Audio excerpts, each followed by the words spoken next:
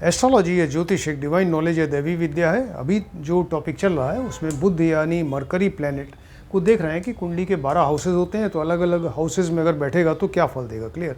तो अभी तक हम लोगों ने देखा कि एक बुध यदि यहाँ फर्स्ट हाउस यानी असेंडेंट या लग्न में बैठे तो क्या फल होगा, फिर second house, third house, fourth, fifth, six, seven, eighth, ninth और 10th तक का देखा। अभी आज जो टॉपिक है कि बुध यदि 11th हाउस में कुंडली के अगर बैठेगा तो क्या फल देगा। इसके लिए एक तो बुध के कारकत्व तो आपको मालूम होने चाहिए, सिग्निफिकेशंस यानी बुध से आप क्या क्या चीज़ें देख सकते हैं उसको सिग्निफिकेशन कहते हैं। क्लियर। इसके अलावा फिर 11th हाउस जहाँ बुध बैठा है, 11th हाउस से आप क्या क्या चीज़ें मालूम कर सकते हैं, यानी 11th हाउस के कारकत्व तो मालूम होने चाहिए। फिर बुध के साथ यदि कोई ग्रह बैठा है युति या दृष्टि, यानी उसके साथ बैठा है कंजंक्शन या किसी ग्रह की दृष्टि है आस्पेक्ट, तो उससे भी फल चेंज हो सकता है। इसके अलावा बुध का बल देखना पड़ेगा, स्ट्रेंथ कितनी है, पावर कितनी है, कितने डिग्री का बुध है यहाँ पर, ये भी देखना ज़रूरी है। इसके अलावा फिर बुध किस राशि में, किस नंबर की राशि में बैठा है उस पर पूरा फल डिपेंड करेगा। तो सबसे पहले देखते हैं कि बुध के कारकत्व क्या है, सिग्निफिकेशंस क्या क्या है। तो बुध जो है वो इससे व्यक्ति की बुद्धि, इंटेलिजेंसी का पता चलता है, कितना इंटेलिजेंट है, किसी बात को जल्दी समझ लेना, याद कर लेना, मेमोरी, ग्रेस्पिंग मेमोरी, ये सारी चीज़ें देखी जाती हैं। इसके अलावा बुध से जो है व्यक्ति का मैथ्स में कितना तेज हो सकता है, गणित में बुध से वो पता चलता है कि मैथ्स में कितना एक्सपर्ट हो सकता है। अकाउंट्स का काम है, लिखा पढ़ी, ये इसका काम है, ये देखा जाता है। मेडिकल फील्ड है, जुडिशरी है, इंजीनियरिंग है और बैंकिंग का काम है, ये एस्ट्रोलॉजी का काम है, ये सारी चीज़ें यहाँ बुध से पता चलती हैं। क्लियर। इसका बुध जो है इन सब चीज़ों का कारक है। इसके अलावा बुध से व्यक्ति की राइटिंग देखी जाती है, यानी राइटिंग में कुछ लोग एक्सपर्ट होते हैं, जैसे वो लिटरेचर लिखना, पोएम लिखना, ये सारी चीज़ें जो हैं बुध से पता चलती हैं। इसके अलावा ये जो है म्यूज़िक इससे देखी जाती है, यानी संगीत में स्पेशली जो म्यूज़िकल इंस्ट्रूमेंट बजाना, तो ये बुध से देखा जाता है कि व्यक्ति एक बढ़िया म्यूजिशियन हो सकता है और इंस्ट्रूमेंट बजाने वाला हो सकता है। हंसना हंसाना इसका एक गुण है, यानी ह्यूमर, अपनी बात में हंसना और हंसाना दो लोगों को, ये ह्यूमर वाली एक क्वालिटी है। नपुंसकता, व्यक्ति नपुंसक है कि नहीं, ये इम्पोटेंसी इससे देखी जाती है। इसके अलावा कुछ लोगों के जुड़वां बच्चे पैदा होते हैं, ट्विंस, तो वो भी बुध, आपको बुध उसके लिए देखना पड़ेगा। क्लियर। तो बुध इन चीज़ों के कारक हैं, यानी बुध के कारकत्व हो गए। अब सेकंड चीज़ ये देखते हैं कि बुध यहाँ 11th हाउस में बैठा है, तो 11th हाउस के क्या कारकत्व हैं, 11th हाउस से आप क्या क्या चीज़ें मालूम कर सकते हैं। तो 11th हाउस से व्यक्ति की इनकम का पता चलता है, आय, उसकी इनकम ये पता चलता है। सोर्स ऑफ इनकम का पता चलता है कि किस सोर्स से आ रहा है, एक सोर्स है या डिफरेंट कई सोर्सेज से मनी आ रही है, ये आप देख सकते हैं 11th हाउस से। इसके अलावा ये बड़े भाई बहन का घर है, मित्र का घर है, उनसे सपोर्ट है कि नहीं, ये सारी चीज़ें देख सकते हैं। ये इच्छा पूर्ति का घर है, यानी फुलफिलमेंट ऑफ डिज़ायर, आपकी कोई इच्छा है तो पूरी होगी कि नहीं, ये यहाँ 11th हाउस से पता चलता है। क्लियर।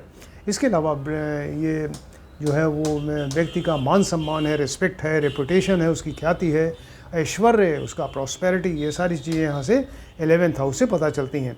ये देखिए 6th हाउस जो है बीमारी का घर है, डिसीज़, और छठे से छठा भावात भावम के हिसाब से देखें तो ये भी बीमारी का घर है, ये छोटी बीमारियों का घर है। राइट। ये छोटी बीमारियां यहाँ से देखी जाती हैं। इसके अलावा ये पैर में नी जॉइंट से लेके और एंकल जॉइंट तक के बीच का जो पैर है वो इससे देखा जाता है। घुटने से एड़ी तक का पैर, राइट। और उस पैर के पीछे जो काफ मसल्स हैं, उसको काफ मसल्स कहते हैं, पिंडलियाँ, वो उसका भी कारक है। और इसके अलावा देखिए कि यहाँ पर ये व्यक्ति है, व्यक्ति का ये 5th हाउस की संतान हो गई, और संतान से संतान, जैसे सपोज पुत्र है यहाँ पर, राइट, पुत्र है, पुत्र की वाइफ यानी पुत्र बधू, इस व्यक्ति की पुत्र बधू के बारे में आप बता सकते हैं यहाँ से। अगर यहाँ पर ये इस व्यक्ति की पुत्री है, कन्या है, तो कन्या का हस्बैंड यानी उसका, इस व्यक्ति का दामाद, इसके बारे में आप बता सकते हैं। ये सारी चीज़ें यहाँ से पता चलती हैं। और जैसे हर एक हाउस का अपना एक कारक ग्रह होता है, तो इसका भी एक कारक ग्रह सिग्निफिकेटर या केयर टेकर है, तो वो केयर टेकर इसका बृहस्पति है। राइट। ये 11th हाउस के प्रेडिक्शन के लिए आपको बृहस्पति को भी देखना पड़ेगा।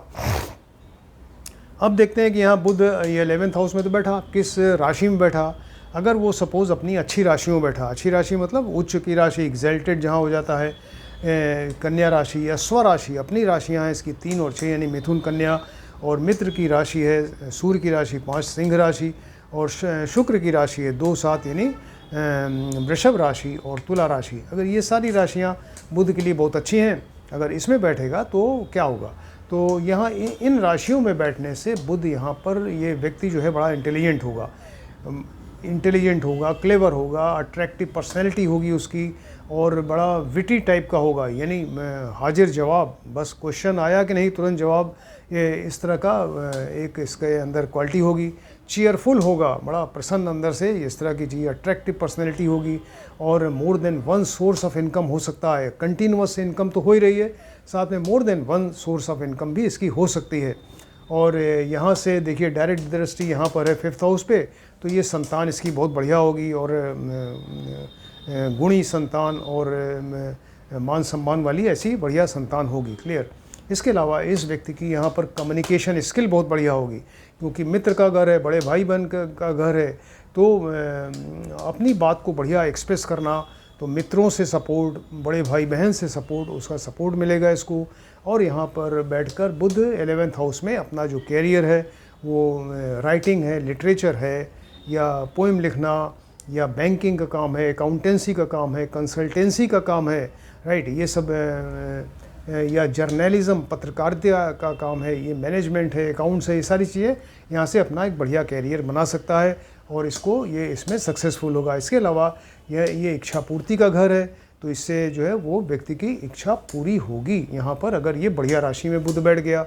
अब देखते हैं कि अगर ये बुध यहाँ पर खराब राशि में बैठ गया, खराब राशि मतलब नीच राशि में, मीन राशि में बैठ गया, या शत्रु की राशि, चंद्रमा की कर्क राशि है या कैंसर राशि, अगर उसमें बैठ जाएगा तो यहाँ पर ये व्यक्ति उतना इंटेलिजेंट नहीं होगा, और इसके अलावा इनकम में कमी हो जाएगी, भाग्य साथ नहीं देगा, मेहनत करेगा खूब, लेकिन वो पूरी तरह से सफल नहीं होगा। इसकी इनकम जो है वो कम होगी, या इनकम में करने में उसको बड़ी प्रॉब्लम होगी, और जजमेंट यहाँ पुअर होगा, एंग्जाइटी टेंशन रहेगा, मानसिक रूप से अशांत रहेगा, और इसके अलावा कम्युनिकेशन स्किल नहीं होगी। और यहाँ सामने ये दृष्टि है यहाँ पर, तो संतान को कष्ट हो सकता है, या संतान की वजह से इसको चिंता हो, और शेयर बाज़ार है, स्पेकुलेशन, सट्टेबाजी है, इन सब में इसको नुकसान हो सकता है, राइट। इसके अलावा एक इनकम के लिए बड़ा परेशान रहता है, यहाँ पे इनकम कम है, तो वो जैसे अगर बिज़नेस कर रहा है तो होर्डिंग की सी आदत है, यानी सामान जमा करने की और संचय करने की जो आदत है, होर्डिंग, उसकी वजह से इसको प्रॉब्लम हो सकती है। इसके अलावा बुध जो है स्किन का कारक है, नर्वस सिस्टम का कारक है, तो स्किन संबंधी या नर्वस सिस्टम संबंधी कोई बीमारी हो सकती है।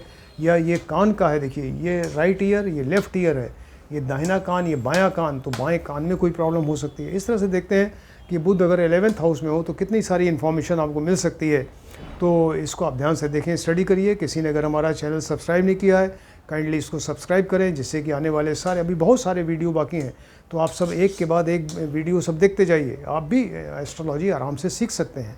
Thank you.